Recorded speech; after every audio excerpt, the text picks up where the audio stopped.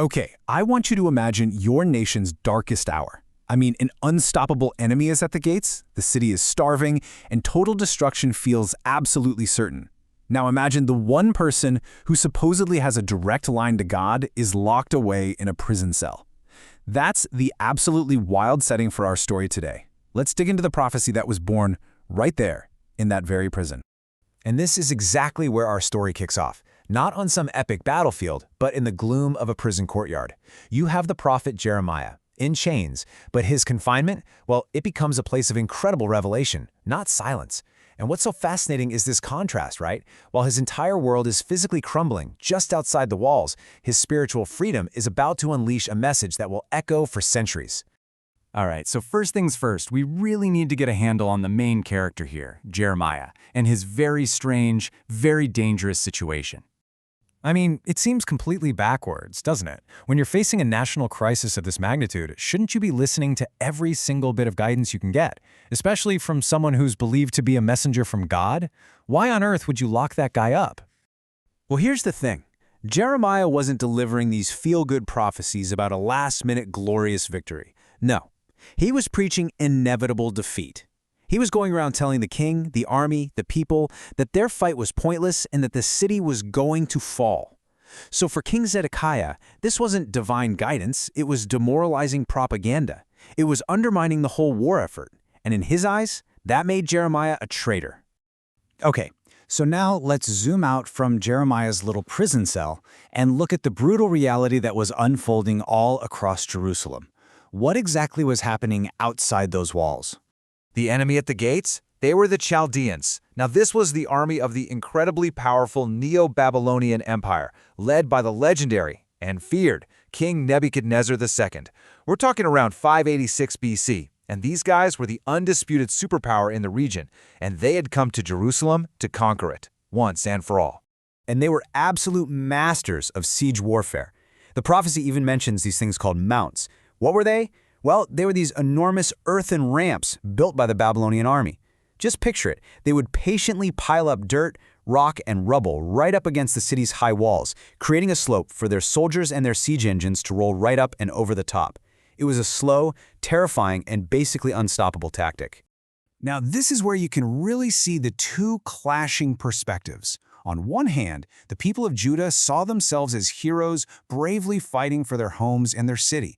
But the prophetic message Jeremiah was delivering, it was grim. It said their desperate fight was completely futile. In fact, all their efforts to defend the city would only end up filling the houses with the bodies of the dead. Why? Because this wasn't just a military conquest. It was seen as a divine judgment. And just when the situation seems utterly, completely helpless, the whole story takes this radical turn. From the depths of that prison, in the middle of all this chaos and destruction, comes one of the most powerful promises of hope and restoration you can possibly imagine. But first, the message doesn't sugarcoat anything. It starts by acknowledging the brutal truth. God, speaking through Jeremiah, actually takes responsibility for the destruction, calling it the result of divine anger at the nation's wickedness. So there's just no escaping the judgment. It's real, and it's happening. And then, the pivot. In the very next breath, the tone shifts from fury to healing. Behold, I will bring it health and cure. After declaring judgment, God immediately promises restoration.